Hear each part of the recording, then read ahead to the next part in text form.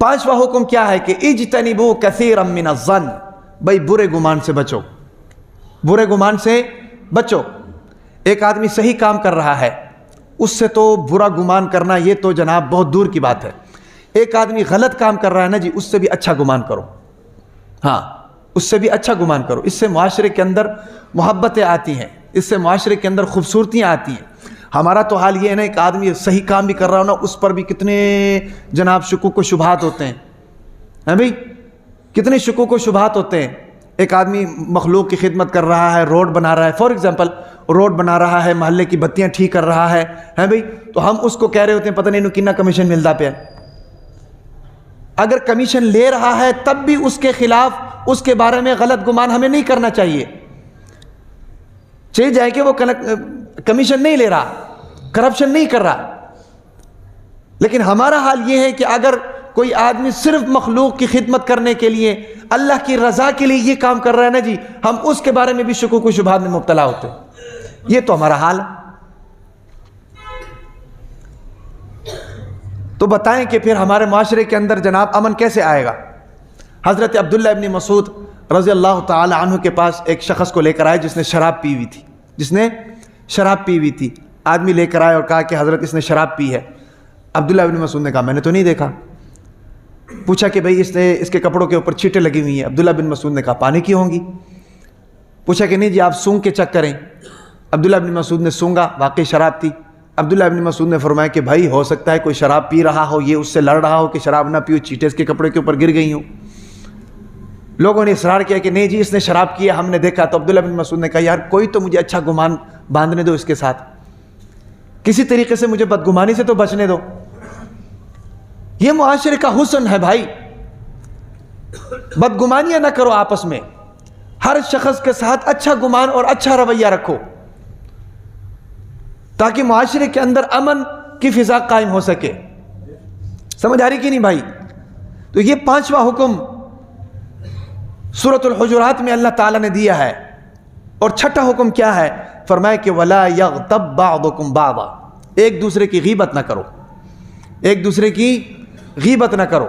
أَيُحِبُّ أَحَدُكُمْ أَن يَأْكُلَ لَحْمَ أَخِيهِ مَيْتًا فَكَرِهْتُمُوهُ، اللہ تعالیٰ نے فرمایا کہ غیبت کرنا ایسا ہے جیسے اپنے بھائی کا گوشت کھانا ہے۔ کیا تم اپنے بھائی کا گوشت کھا سکتے ہو؟ نہیں کھا سکتے۔ غیبت کا وبال اور غیبت کا گناہ اور غیبت کی قباحت اتنی بڑی ہے جیسے ایک انسان اپنے بھائی کا گوشت کھائے۔ اور غیبت کہتے کس کو ہیں؟ 4 چیزیں ہیں غیبت کے اندر، 4 چیزیں سمجھ لیں، غیبت کی سمجھ آ جائے گی۔ نمبر ایک، جس کی آپ غیبت کر رہے ہیں یا جس کی آپ برائی کر رہے ہیں وہ اس محفل میں موجود نہیں ہے تو یہ غیبت ہے۔ یہ کیا ہے؟ غیبت ہے۔ نمبر 2، جس کی آپ غیبت کر رہے ہیں وہ برائی اس کے اندر پائی جائے، اگر نہیں پائی جاتی تو پھر یہ بہتان ہے۔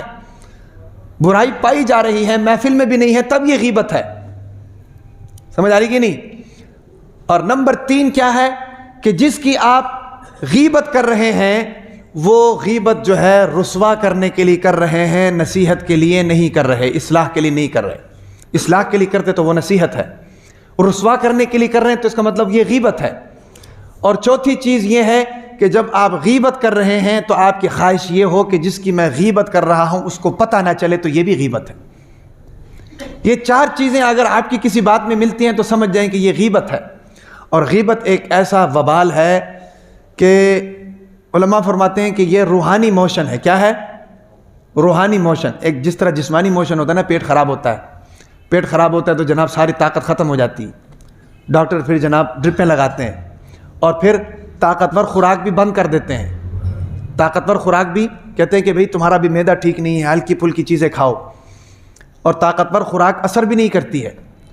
نماز سے بڑی طاقتور روحانی خوراک اور کیا ہو سکتی ہے؟ رمضان ابھی آ رہا ہے، روزے سے بڑی طاقتور خوراک اور کیا ہو سکتی ہے؟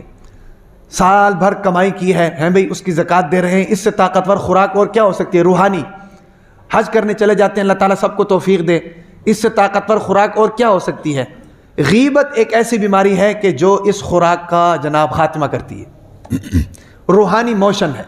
جس طرح جسمانی موشن والا آدمی جس کا پیٹ خراب ہوتا ہے، جو کچھ کھاتا ہے وہ فارغ ہو جاتا ہے نا، جسم کو نہیں لگتا ہے، وہ جسم کو نہیں لگتا ہے۔ کیوں؟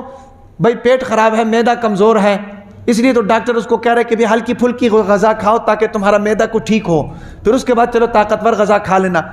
غیبت کرنے والا بھی اسی طریقے سے بھائی جتنا مرضی بڑا عمل کر لے، جتنا مرضی قرآن پڑھ لے، ہے بھائی جتنا مرضی جناب زکوٰۃ دے دے، جتنے مرضی حج ادا کر لے، اگر غیبت کی اس کی عادت ہے تو وہ اس کی نمازیں اور اس کے روزے اور اس کے زکوٰۃ جناب ضائع ہو رہے ہیں۔ امام ابو حنیفہ رحمہ اللہ سے کسی نے کہا نا کہ حضرت لوگ آپ کی اتنی غیبت کرتے ہیں، امام ابو حنیفہ نے کہا کہ میری طرف سے شکریہ ادا کر دو۔ کیوں بھائی؟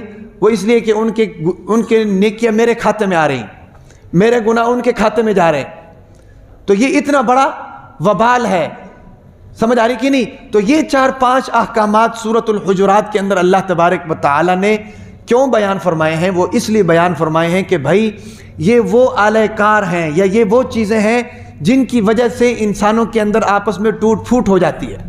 اگر ان چیزوں کو چھوڑ دیا جائے تو آپس میں ٹوٹ پھوٹ ختم ہو جائے گی، سمجھ آ رہی کہ نہیں بھائی؟ جب آپس میں ٹوٹ پھوٹ ختم ہو جائے گی تو آپس میں محبتیں پیدا ہوں گی، آپس میں الفتیں پیدا ہوں گی، آپس میں بھائی چارہ پیدا ہوگا، اور جب آپس میں بھائی چارہ پیدا ہوگا تو زندگی پرسکون گزرے گی۔ سمجھ آ رہی کہ نہیں بھائی؟ اللہ تبارک و تعالی سے دعا ہے تمام باتوں پر عمل کرنے کی توفیق عطا فرمائے۔